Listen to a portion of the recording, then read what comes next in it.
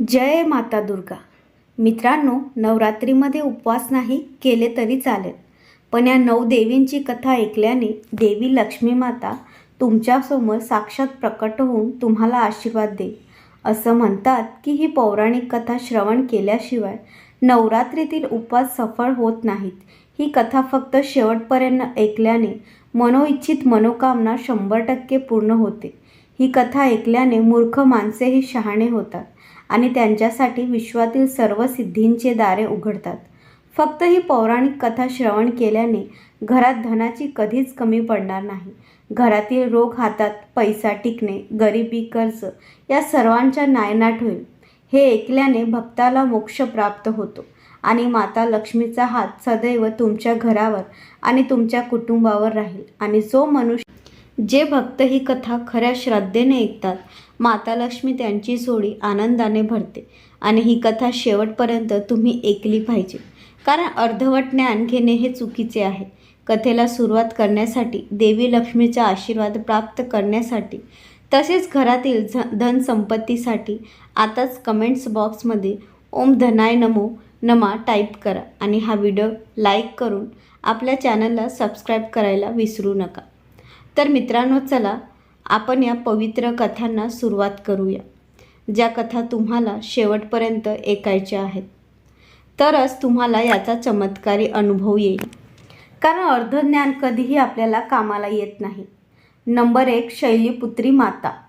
दुर्गा माता प्रथम शैलपुत्रीच्या रूपात पूजली जाते. हिमालयाने तेथे कन्या म्हणून जन्म घेतल्याने तिचे नाव शैलपुत्री ठेवण्यात आले. तिचे वाहक ऋषभ आहे, म्हणून तिला देवी वृषधा असेही म्हणतात. या देवीच्या उजव्या हातात त्रिशूळ आहे आणि डाव्या हातात कमळ आहे. ही देवी पहिली दुर्गा आहे. तिला सती असेही म्हणतात. त्यांची हृदयस्पर्शी कथा आहे. एकदा प्रजापतीने यज्ञ केला, तेव्हा त्याने सर्व देवांना आमंत्रित केले, परंतु भगवान शंकरांना नाही यज्ञाला जाण्यासाठी सती व्याकुळ झाली. शंकरजी म्हणाले की सर्व देवांना आमंत्रित केले आहे, त्यांना का केले नाही? अशा परिस्थितीत तेथे जाणे योग्य नाही. सतीची आग्रही विनंती पाहून शंकरजींना तिला यज्ञाला जाण्याची परवानगी दिली. सती घरी पोहोचल्यावर फक्त आईनेच तिला आपुलकी दाखवली. बहिणींच्या बोलण्यात उपवासाचे भाव होते. भगवान शंकराबद्दलची तिरस्काराची भावना होती. दक्षने त्यांच्याबद्दल अपमानास्पद शब्दही बोलले, त्यामुळे सतीला त्रास झाला. पतीचा हा अपमान तिला सहन झाला नाही आणि तिने योगाच्या अग्नीने स्वतःला जाळून घेतले. या भयंकर दुःखाने व्यतीत होऊन भगवान शंकरांनी त्या यज्ञाचा नाश केला. ही सती पुढील जन्मी शैलराज हिमालयाची कन्या म्हणून जन्मली आणि तिला शैलपुत्री म्हटले गेले. पार्वती आणि हेमवती ही या देवीची इतर नावे आहेत. शैलपुत्रीचा विवाह शंकराशी झाला होता. शैलपुत्री ही शिवाची पत्नी झाली. त्यांचे महत्त्व आणि शक्ती परिमित आहे. आणि शैलपुत्रीची पूजा कशी करावी? नवरात्रीच्या पहिल्या दिवशी सर्व नद्या, तीर्थक्षेत्रे आणि दिशा शैलपुत्री मातेच्या पूजेने आवाहन केले जाते. नवरात्रीच्या पहिल्या दिवसापासूनच शेवटच्या दिवसापर्यंत पूजेत कापूर वापरणे अत्यंत शुभ मानले जाते. असे म्हणतात की दुर्गा देवीच्या पूजेमध्ये कापूर वापरल्याने भक्तांना तिचा विशेष आशीर्वाद मिळतो. माता शैलपुत्री देवीचा मंत्र देवी सर्वभूतेषु शैलपुत्री रूपेण संस्थिता किंवा सर्वभूतेषु शैलपुत्री रूपेण संस्थिता. नंबर 2. ब्रह्मचारिणी माता कथा. नवरात्रीच्या दुसऱ्या दिवशी ब्रह्मचारिणी मातेची पूजा केली जाते. नवरात्रीमध्ये ब्रह्मचारिणी मातेचे पूजन केल्यास मातेकडून तपश्चर्याचे वरदान मिळते. माता दुर्गेच्या 9 शक्तीचे दुसरे रूप ब्रह्मचारिणी. येथे ब्रह्मा म्हणजे तपस्या. माता दुर्गेचे रूप भक्तांना आणि सिद्धांना अनंत फळ देतात. त्यांच्या उपासनेने तप, त्याग, सदाचार आणि संयम वाढतो. ब्रह्मचारिणी म्हणजे तपस्या करणारी. देवीचे हे रूप प्रकाशमय आणि अत्यंत भव्य आहे. या देवीच्या उजव्या हातात जपमाळ आणि डाव्या हातात कमंडल आहे. या देवीने तिच्या पूर्वजन्मात हिमालयाच्या घरी कन्येच्या रूपात जन्म घेतला आणि नारदजींच्या उपदेशाने तिने भगवान शंकरांना पती म्हणून मिळवण्यासाठी कठोर तपस्या केली. या कठीण तपस्येमुळे तिला तपस्वरिणी म्हणजेच ब्रह्मचारिणी असे नाव पडले. तिने हजारो वर्ष फक्त फळे आणि फुले खाण्यात घालवली आणि 100 वर्ष ती फक्त जमिनीवर जगली आणि भाज्यांवर जगली. काही दिवस कडक उपोषण केले आणि मोकळ्या आभाळाखाली पाऊस आणि ऊन अशा तीव्र त्रासाला सामोरे जावे लागले. 3000 वर्ष तिने तुटलेली बिल्वाची पाने खाल्ली आणि भगवान शंकराची पूजा चालू ठेवली. यानंतर तिने बिल्वाची वाळलेली पाने खाणेही बंद केले. अनेक हजार वर्ष निर्जली राहून आणि उपवास करून ती तपस्या करत राहिली. तिने पाने खाणे बंद केल्यामुळे तिचे नाव अपर्णा ठेवण्यात आले. कठोर तपस्येमुळे देवीचे शरीर पूर्णपणे क्षीण झाले. देवी, ऋषी, शिंदगण आणि ऋषी या सर्वांनी ब्रह्मचारिणीच्या तपस्येची अभूतपूर्व पुण्यकृती म्हणून प्रशंसा केली आणि म्हणाले, हे देवी, आजपर्यंत अशी कठोर तपस्या कोणीही केलेली नाही. फक्त तुझ्यामुळे शक्य झाले. तुमच्या मनोकामना पूर्ण होतील आणि तुम्हाला भगवान चंद्रमा शिवजी तुमचा पती रूपात प्राप्त होतील. आता तपस्या सोडून घरी परत जा. तुझे वडील लवकरच तुला बोलवायला येणार आहेत. माता ब्रह्मचारिणी मंत्र या देवी सर्व भूतेषु मा ब्रह्मचारिणी रूपेण संस्थिता. नमस्तस्य नमस्तस्य नमस्तस्य नमो नमः.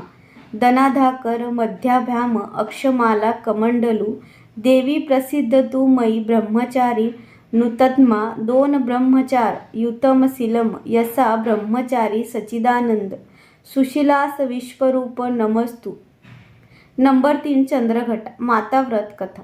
नवरात्रीच्या 3ऱ्या दिवशी चंद्रघटा मातेची पूजा केली जाते. देवीचे हे रूप अत्यंत शांत आणि कल्याणकारी आहे. म्हणूनच त्यांच्या पवित्र मूर्तीचे स्मरण करून सतत साधना केली पाहिजे. असे म्हटले जाते, तिचे ध्यान फायदेशीर आहे आणि आपल्या जगासाठी आणि पुढील जगासाठी मोक्ष देते. या देवीच्या डोक्यावर अर्धचंद्र आहे, म्हणूनच या देवीला चंद्रघटा असेही म्हटले जाते. चंद्रघटा माता व्रत कथा. पुराणात सांगितलेल्या कथेनुसार जेव्हा जगात राक्षसाची दहशत वाढली तेव्हा देवी दुर्गा मातेने चंद्रघटांचा अवतार घेतला. त्यावेळी महिषासूर या राक्षसाचा अधिपती होता.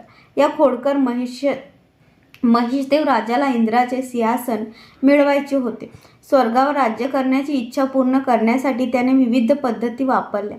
जेव्हा देवांना त्यांची इच्छा कळली तेव्हा ते काळजीत पडले आणि ब्रह्मा, विष्णू आणि महेश या त्रिमूर्ती जवळ गेले. देवांच्या मुखातून महिषासुराच्या अत्याचाराची माहिती मिळाल्यावर तिघेही अत्यंत क्रोधित झाले. त्याच वेळी त्यांच्या मुखातून निर्माण झालेल्या ऊर्जेतून देवी दर्शन झाले. भगवान विष्णूने या देवीला चक्र दिले, तर भगवान शिवाने आपले त्रिशूल दिले आणि ब्रह्मदेवाने आपले कमंडलू दिले. अशा प्रकारे सर्व देवांनी देवीला काही ना काही अर्पण केले. सर्वांची परवानगी मिळाल्यावर देवी चंद्रघटा महिषासुराकडे गेली. मातेचे महाकाय रूप पाहून महिषासूर राक्षसाला समजले होते की आता आपला अंत निश्चित आहे. असे असतानाही राक्षसांनी चंद्रघटा मातेवर हल्ला करण्यास सुरुवात केली. भयंकर युद्धात महिषासूर काळाच्या जाळ्यात अडकला होता आणि देवीने सर्व देवांचे रक्षण केले. नंबर 4. कुष्मांडा माता. नवरात्रीच्या 4थ्या दिवशी कुष्मांडा देवीची पूजा केली जाते. या देवीला कुष्मांडा असे नावही पडले आहे कारण ती तिच्या मंद हलक्या हास्याद्वारे अंडी म्हणजेच विश्वाची निर्मिती करते. दुःख दूर करणारी आई म्हणतात. सूर्य हे त्यांचे निवासस्थान मानले जाते. त्यामुळे मातेच्या या रूपामागे सूर्याचे तेज दिसून येते. त्यांना 8 हात असून ती सिंहासनावर स्वार होते. कुष्मांडा देवीची कथा. कुष्मांडा देवीला 8 हात आहेत म्हणून तिला अष्टभुजा म्हणतात. तिच्या 7 हातांमध्ये अनुक्रमे कमंडल, धनुष्य, बाण, कमळाचे अमृत आणि चक्र आणि गदा आहे. 8व्या हातात एक नामजप जपमाळ आहे, ज्यामुळे सर्व सिद्धी आणि संपत्ती मिळते. या देवीचे वाहन सिंह असून तिला कुंभारा असा यज्ञ आवडतो. संस्कृतीत कुंभाराला कुष्मांडा म्हणतात, म्हणूनच या देवीला कुष्मांडा म्हणतात. ही देवी सूर्यमालेतील जगात वास्तव्य करते. सूर्याच्या जगात राहण्याची ताकद फक्त त्यांच्याकडे आहे. त्यामुळे त्यांच्या शरीरातील तेज सूर्यासारखे तेजस्वी आहे. त्यांच्या प्रकाशाने सर्व 10 दिशा प्रकाशित होतात. त्यांच्या महिमा विश्वातील सर्व वस्तू आणि प्राण्यांमध्ये आहे.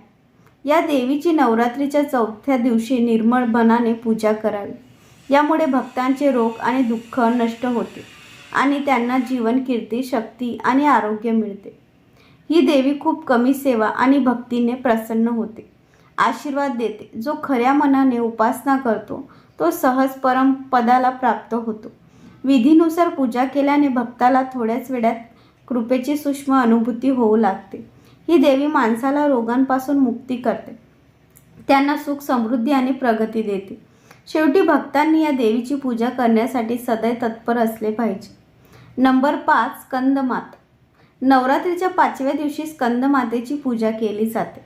भगवान शिव आणि माता पार्वतीच्या पुत्र कार्तिकेय याला स्कंद म्हणूनही ओळखले जाते. भगवान स्कंदांना माता पार्वतीने प्रशिक्षण दिले होते. स्कंद माता ही हिमालयाची कन्या पार्वती आहे. तिला महेश्वरी आणि गौरी म्हणूनही ओळखले जाते. हिमालयाच्या पर्वतराजाची कन्या असल्यामुळे तिला पार्वती म्हणतात. स्कंदमाता जलदगथा पर्वतावर राहून सांसारिक प्राण्यांमध्ये नवचैतन्य निर्माण करणारी स्कंदमाता. नवरात्रीच्या 5व्या दिवशी या देवीची पूजा केली जाते. तिच्या कृपेने मूर्खही शहाणा होतो असे म्हणतात. ती स्कंदकुमार कार्तिकेची माता असल्याने तिचे नाव स्कंदमाता असे ठेवण्यात आले आहे. त्यांच्या मूर्तीमध्ये भगवान स्कंद बाल स्वरूपात त्यांच्या मांडीवर विराजमान आहेत. या देवीला 4 हात आहेत. त्यांनी आपल्या उजव्या वरच्या हाताने स्कंदला आपल्या मांडीत धरले आहे. खालच्या हातामध्ये कमळाचे फूल, डाव्या बाजूस वरचा हात वरद मुद्रामध्ये आहे आणि खालच्या बाहूमध्ये कमळाचे फूल आहे. त्यांचा रंग अतिशय गोरा आहे. ती कमळाच्या आसनावर बसते, म्हणूनच यांना पद्मासन असेही म्हणतात. सिंह हे त्यांचे वाहन आहे. शास्त्रात त्यांचे मोठे महत्त्व सांगितले आहे. त्यांची पूजा केल्याने भक्तांच्या सर्व मनोकामना पूर्ण होतात. भक्तांना मोक्ष मिळतो. सूर्यमालेची प्रमुख देवता असल्याने तिचा उपासक अलौकिकपणे तेजस्वी होतो, ज्यामुळे तो साधक किंवा भक्त आपले चित्त एकाग्र आणि शुद्ध ठेवून या देवीची उपासना करतो. त्याला अस्तित्वाचा सागर पार करताना कोणतीही अडचण येत नाही. त्याच्या उपासनेने मोक्षाचा मार्ग सुगम होतो. ही देवी म्हणजे विद्वान आणि सेवक निर्माण करणारी म्हणजे चैतन्य निर्माण करणारी शक्ती आहे. कालिदासांनी लिहिलेल्या रघुवंश महाकाव्य आणि मेघदूत रचना स्कंद मातेच्या कृपेने शक्य झाल्या असे म्हणतात. नंबर 6 कात्यायनी माता कथा. नवरात्रीच्या 6व्या दिवशी कात्यायनी मातेची पूजा केल्याने अविवाहित मुलींच्या लग्नात येणाऱ्या सर्व अडचणी दूर होतात आणि त्यांना योग्य वराची प्राप्ती होते. असे मानले जाते की द्वापर युगातही गोपींनी भगवान श्रीकृष्णाला पती म्हणून प्राप्त करण्यासाठी माता कात्यायनीची पूजा केली. कुंडलीत बृहस्पती अशुभ असेल तर माता कात्यायनी पूजन केल्याने बृहस्पतीचे शुभ परिणाम मिळू शकतात. कात्यायनी मातेची उपासना केल्याने अज्ञान चक्र जागृत होते. कात्यायनी आईची कथा. पौराणिक कथेनुसार महर्षी कात्यायन यांनी माता आदिशक्तीसाठी कठोर तपस्या केली होती. त्यांच्या तपस्येवर प्रसन्न होऊन त्यांच्या आईने त्यांना कन्या म्हणून जन्म घेण्याचे वरदान दिले. महर्षी कात्यायन त्यांच्या आश्रमात आईचा जन्म झाला. आईचे पालन पोषण कात्यायन ऋषींनी केले. पुराणानुसार ज्या काळात महिषासूर नावाच्या राक्षसाचा अत्याचार खूप वाढत होता, त्यावेळी त्रिमूर्तीच्या तेजातून मातेचा जन्म झाला.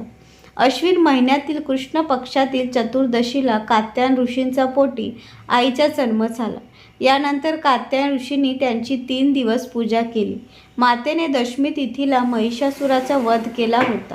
त्यानंतर शुभ आणि निशुंभ यांनीही स्वर्गावर आक्रमण करून इंद्राचे सिंहासन हिसकावून घेतले आणि 9 ग्रहांना ओलीस घेतले. त्याने अग्नी आणि हवेची शक्ती पूर्णपणे काढून घेतली होती. या दोघांनी देवतांचा अपमान करून त्यांना स्वर्गातून हाकलून दिले होते. यानंतर सर्व देवांनी मातेची स्तुती केली.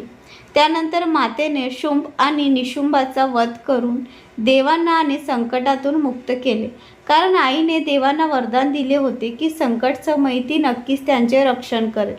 नंबर 7 कालरात्री माता कथा. नवरात्रीच्या 7व्या दिवशी म्हणजेच महासप्तमीला माता कालरात्रीची पूजा केली जाईल. जसे तिचे नाव आहे तसेच तिचे रूप आहे. मोकळ्या केसांची, चंद्रहीन, रात्रीपेक्षाही काळी. कालरात्रीची प्रतिमा पाहून भूते पडून जातात. आईचा रंग काळा आहे. मोकळ्या केसांची ही आई गर्भावर बसली आहे. त्यांच्या श्वासातून भीषण आग निघते. एवढे भयंकर रूप असूनही ते एका हाताने भक्तांना संरक्षण देत आहे. मधु कैटबाच्या हत्यात आईचे योगदान होते. आईचे भय उत्पन्न करणारे रूप केवळ दृष्टांतासाठीच असते. आई तिच्या भक्तांसाठी अत्यंत शुभ आहे. अनेक ठिकाणी शुभकारी या नावानेही ती ओळखली जाते. कालरात्री माता पवित्र कथा. या नावावरून असे दिसून येते की माता दुर्गेची ही 7वी शक्ती कालरात्री म्हणून ओळखली जाते. म्हणजेच जिच्या शरीराचा रंग दाट अंधसारखा काळा आहे. त्यांचे स्वरूप भयावह असल्याचे नावावरूनच स्पष्ट होते. डोक्याचे केस विखुरलेले आहेत आणि गळ्यात विजेसारखी चमकणारी माळा आहे. काळ रात्री ही अंधारमय परिस्थिती नष्ट करणारी शक्ती आहे. ही अशी शक्ती आहे जी मृत्यूपासूनही संरक्षण करते. या देवीला 3 डोळे आहेत. 3ही डोळे विश्वासारखे गोल आहेत. त्यांच्या श्वासातून अग्नी बाहेर पडत असतो. ती गर्भावर स्वार होते. उंचावलेल्या उजव्या हाताची वरमुद्रा भक्तांना वरदान देते. उजव्या बाजूला खालचा हात अभय मुद्रामध्ये आहे, म्हणजेच भक्तांनो नेहमी निर्भय राहा. वरच्या डाव्या हातात लोखंडी काटा आणि खालच्या हातात तलवार आहे. तिचे स्वरूप उग्र असून परंतु ती नेहमी शुभ परिणाम देणारी आहे. म्हणूनच त्यांना शुभंकारी असे म्हटले जाते. म्हणजेच त्यांच्यापासून भक्तांनी घाबरण्याची गरज नाही. काल रात्रीची पूजा केल्याने विश्वातील सर्व सिद्धीचे दारे उघडतात आणि तिच्या नामाच्या नुसत्या उच्चाराने सर्व राक्षसी शक्ती घाबरून पळून जाऊ लागतात. नंबर 8 महागौरी माता. नवरात्रीच्या 8व्या दिवशी म्हणजेच दुर्गा अष्टमीला महागौरी देवीची पूजा करण्याची परंपरा आहे.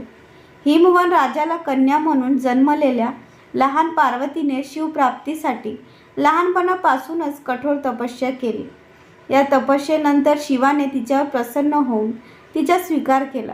कडक तपश्चर्याच्या उष्णतेमुळे माता महागौरीचे शरीर काळे झाले आणि त्यावर धूळ साचले. शिवाने तिला गंगाजलाने स्नान घातले तेव्हा आईचे शरीर सोन्यासारखे तेजस्वी झाले. तेव्हापासून आई महागौरी म्हणून ओळखली जाते. महागौरी माता कथा. नवरात्रीच्या 8व्या दिवशी महागौरी शक्तीची पूजा केली जाते. त्यांचे स्वरूप पूर्णपणे घोर असल्याचे नावावरून स्पष्ट होते. त्यांची तुलना शंख, चंद्र आणि कुंडातील फूल यांच्याशी करण्यात आली आहे. अष्टवर्षा भावेरी गौरी म्हणजे तिचे वय 8 वर्ष मानले जाते. त्यांचे सर्व दागिने आणि कपडे पांढरे आहेत, म्हणूनच त्यांना श्वेता बरधारा असे म्हटले जाते. तिला 4 भुजा आहेत आणि वाहन वृषभ आहे, म्हणून तिला वृषधा असेही म्हणतात. त्यांच्यावर वरचा उजवा हात अभय मुद्रेत आहे आणि खालच्या हातात त्रिशूळ आहे. वरच्या डाव्या हातात डमरू आणि खालच्या हातात मुद्रा आहे. त्यांची संपूर्ण मुद्रा अतिशय शांत आहे. महागौरीने शिवाला पती म्हणून प्राप्त करण्यासाठी कठोर तपस्या केली. यामुळे त्यांचे शरीर काळे झाले, परंतु त्यांच्या तपस्येने प्रसन्न होऊन भगवान शिवाने त्यांचे शरीर गंगेच्या पवित्र पाण्याने धुवून तेजस्वी केले. त्यांचा रंग गोरा झाला, म्हणूनच तिला महागौरी म्हटले जाते. ती अशोक फलदायी असून तिच्या पूजनाचे भक्तांना सर्व अशुद्धी धुवून जातात. पूर्वसंचित पापांचाही नाश होतो. महागौरीची पूजा आणि उपासना लाभदायक आहे. त्यांच्या कृपेने अलौकिक सिद्धीही प्राप्त होते. नंबर 9 सिद्धिदात्री माता. नवमी तिथीला देवीच्या पूजेला नवरात्रीमध्ये विशेष महत्त्व आहे. नवमी तिथीला माता सिद्धिदात्रीची पूजा केली जाते. माता सिद्धिदात्री ही सिद्धी आणि मोक्षाची देवी मानली जाते. असे मानले जाते की दुर्गा मातेच्या या रूपाची पूजा केल्याने भक्ताला कीर्ती, सामर्थ्य आणि संपत्ती प्राप्त होते. सिद्धिदात्री माता कथा. माता दुर्गेच्या 9व्या शक्तीचे नाव सिद्धिदात्री आहे. ती सर्व प्रकारची सिद्धी देणारी आहे. नवरात्रीच्या 9व्या दिवशी त्यांची पूजा केली जाते. या दिवशी शास्त्रीय विधी आणि पूर्ण भक्तिभावाने साधना करणाऱ्या भक्ताला सर्व सिद्धी प्राप्त होतात. विश्वातील कोणतीही गोष्ट त्यांच्यासाठी अगम्य राहत नाही. तिला विश्वावर संपूर्ण विजय मिळवण्याची शक्ती प्राप्त होते. मार्कंडेय पुराणानुसार अनिमा, महिमा, गरिमा, लगिमा, प्राप्ती, राकम्य, ईशित्व, वशित्व ही 8 सिद्धी आहेत. ब्रह्मा वैवत पुराणातील श्रीकृष्ण जन्म विभागात ही संख्या 18 सांगितली जाते. त्यांची नावे पुढीलप्रमाणे आहेत: अनिमा, लघिमा, प्राप्ती, प्राकम्य, महिमा, ईश्वित, वाश्वित, सर्व काम वसाता, सर्वज्ञ, दूरश्रवण, परकाय, प्रवेशन, वाकसिद्धी, कल्पवृषत्व, सृष्टी, सहारा, सामर्थ्य, अमरत्व, सर्व न्यायकत्व, भावना, सिद्धी. मा सिद्धिदात्री या सर्व सिद्धी भक्तांना आणि साधकांना प्रदान करण्यास सक्षम आहे. देवी पुराणानुसार भगवान शिवाने आपल्या कृपेनेच ही सिद्धी प्राप्त केली होती. त्यांच्या दयाळूपणामुळेच भगवान शिवाचे अर्धे शरीर देवीचे बनले. या कारणास्तव ते लोकांमध्ये अर्धनारीश्वर या नावाने प्रसिद्ध झाले. माता सिद्धिदात्री 4 हातांची आहे. सिंह हा त्यांचा वावर आहे. ती कमळाच्या फुलावर बसते. त्यांच्या खालच्या उजव्या हातात कमळाचे फूल आहे. माता सिद्धिदात्रीचा आशीर्वाद मिळवण्यासाठी सतत प्रयत्न करणे हे प्रत्येक मानवाचे कर्तव्य आहे. त्यांच्या उपासनेची वाटचाल करा. त्यांच्या कृपेने तो अनंत दुःखाच्या जगापासून अलिप्त राहून सर्व सुखांचा उपभोग घेऊन मोक्ष प्राप्त करू शकतो. नवदुर्गामध्ये माता सिद्धिदात्री शेवटची आहे. शास्त्रीय विधीनुसार इतर 8 दुर्गाची पूजा करताना दुर्गा पूजेच्या 9व्या दिवशी भक्त त्यांच्या पूजेत मग्न होतात. या सिद्धिदात्री मातेची आराधना केल्यानंतर भक्तांना आणि साधकांच्या सर्व सांसारिक आणि आध्यात्मिक इच्छा पूर्ण होतात. सिद्धिदात्री मातेचा आशीर्वाद असलेल्या भक्तांमध्ये अशी कोणतीही इच्छा उरलेली नाही जी त्यांना पूर्ण करायची आहे. तो सर्व सांसारिक इच्छा, गरजा आणि वासनापासून वर उठतो आणि माता भगवतीच्या दिव्य जगात मानसिकरित्या भटकतो. तिचे कृपारस पियुष पीत असतो आणि इंद्रिय सुखांपासून शून्य होतो. मातेची अंतिम उपस्थिती हेच त्याचे सर्वस्व बनते. हे सर्वोच्च पद मिळाल्यानंतर त्याला इतर कशाचीही गरज लागत नाही. मातेच्या चरणाचे हे सानिध्य मिळवण्यासाठी आपण नियमाचे पालन करून तिची अखंड पूजा केली पाहिजे.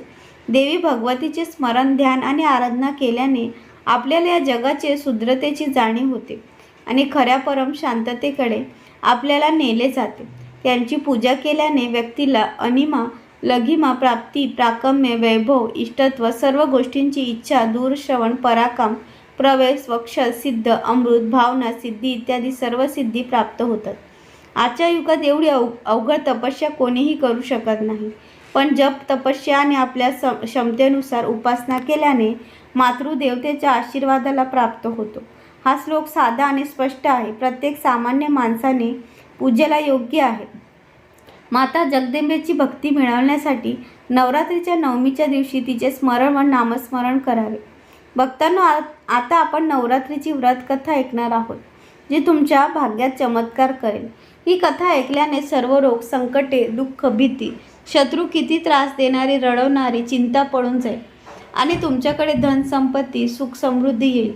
तुम्हाला आयुष्यात काहीच कमी पडणार नाही आणि तुमच्या सर्व इच्छा पूर्ण होतील. त्यामुळे ही नवरात्राची कथा शेवटपर्यंत नक्की ऐका. एकदा ब्रह्मस्पतीजींनी ब्रह्माजींना म्हणाले, हे महान ब्राह्मण, चैत्र आणि अश्विन महिन्याच्या शुक्ल पक्षात नवरात्रीचे व्रत आणि उत्सव का पाळले जातात? या व्रताचे फलित काय आहे ते पाहणे कसे योग्य आहे? हे व्रत प्रथम कोणी पाळले तर सविस्तर सांगा.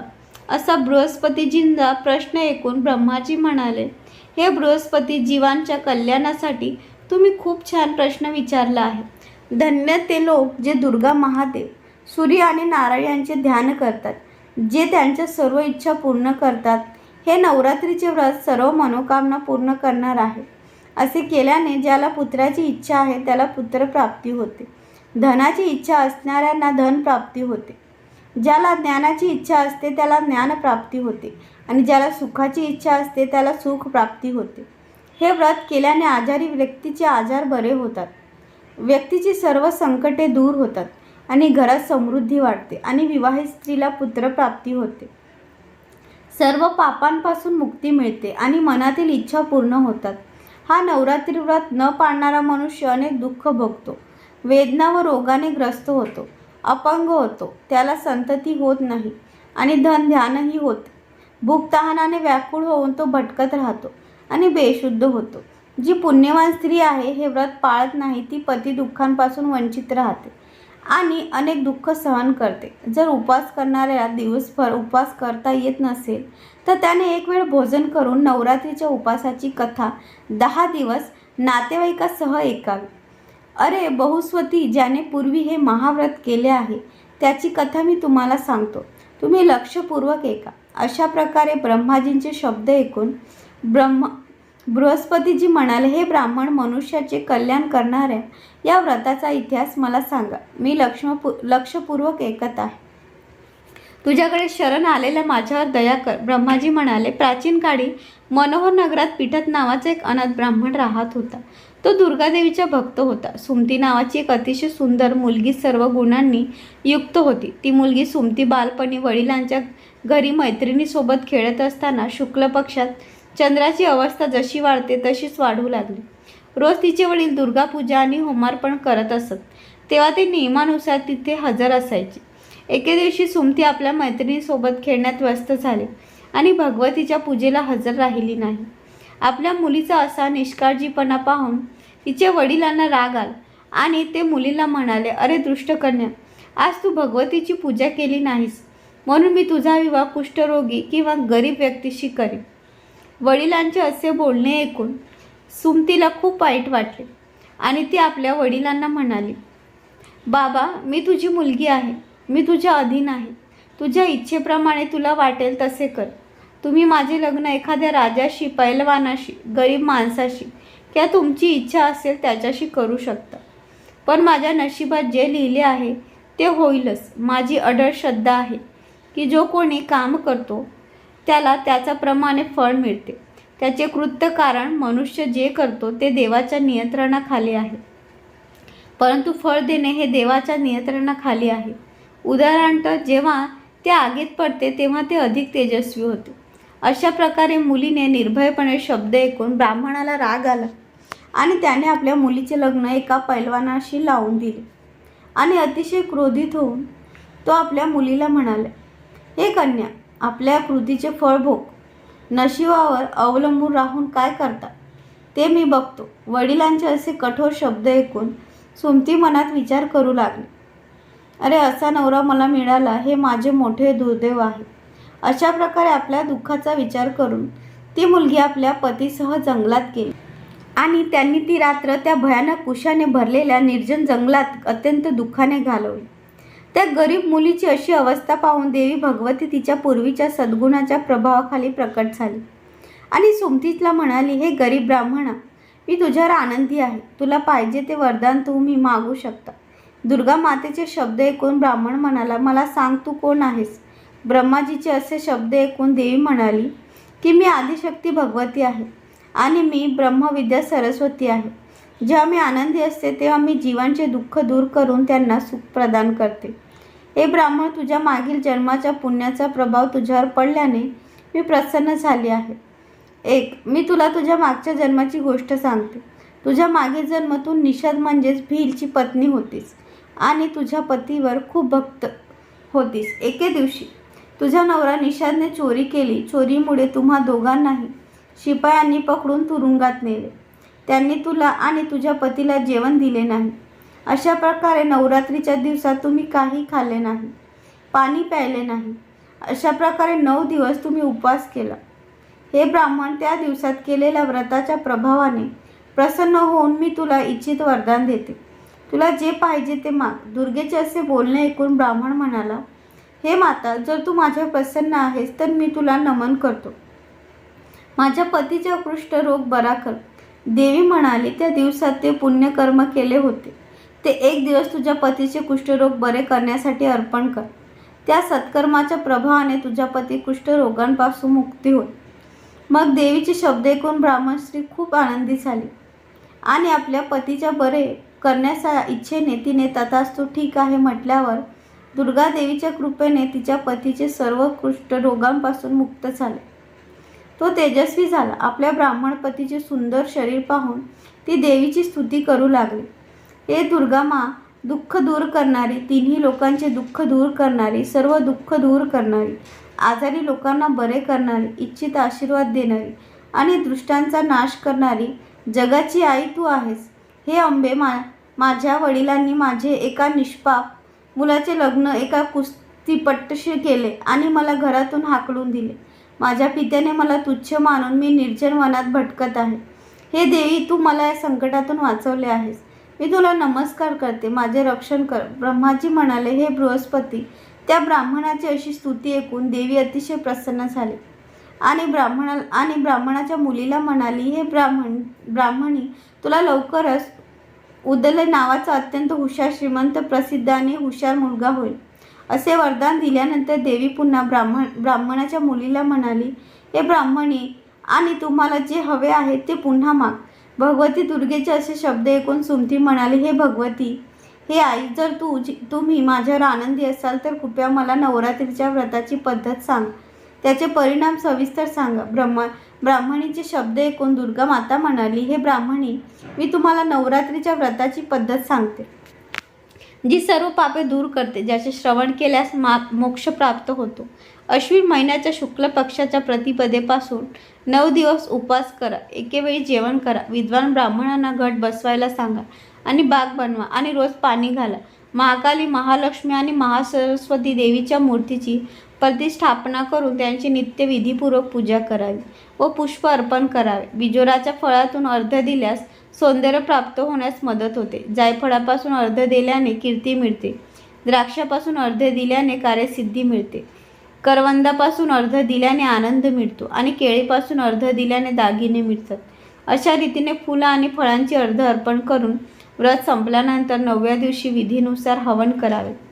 साखर, तूप, गहू, मध, जव, तीळ, बिलव, वेल, नारळ, द्राक्ष आणि कंदम इत्यादींनी हवन करावे. गव्हासह होम केल्याने लक्ष्मीची प्राप्ती होते. खीर आणि चंपा फुलांनी धनाची प्राप्ती होते आणि वेलीच्या पानाची केल्यावर वैभव आणि सुख प्राप्ती होते. घुसपेरी प्रसिद्धी देते. केळी पुत्र देते. कमळशाही सन्मान आणि द्राक्ष संपत्ती देते. साखर, तूप, नारळ, मध, जव, तीळ इत्यादी फळे यांचा होम केल्याने इच्छित गोष्टीची प्राप्ती होते.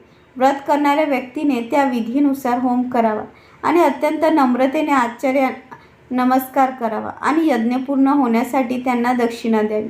अशा प्रकारे वर्णन केलेल्या पद्धतीनुसार उपास करणाऱ्या व्यक्तीच्या सर्व मनोकामना पूर्ण होतात, यात शंका नाही. या 9 दिवसात जे काही दान वगैरे केले जाते त्याचे लाखोपट फळ मिळते.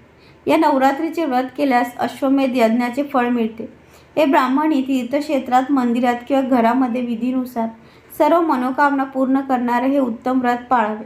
ब्रह्माजी म्हणाले, हे बृहस्पती, अशा प्रकारे ब्राह्मणाची मुलगी व्रताची पद्धत आणि परिणाम सांगितल्यावर देवी खोल ध्यानात गेली.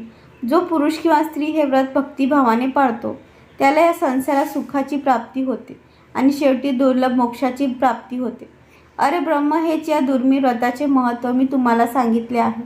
हे ऐकून बृहस्पतीजी खूप प्रसन्न झाले आणि ब्रह्माजींना म्हणाले, हे ब्राह्मण, या नवरात्रीच्या व्रताचे महत्त्व सांगून तुम्ही माझ्यावर खूप कृपा केली. भगवान ब्रह्मदेव म्हणाले, हे बृहस्पती, ही देवी भगवती शक्ती सर्व जगाला सांभाळणारी आहे. या महादेवीचा प्रभाव कोणाला कळेल? जय देवी भगवती. धन्यवाद.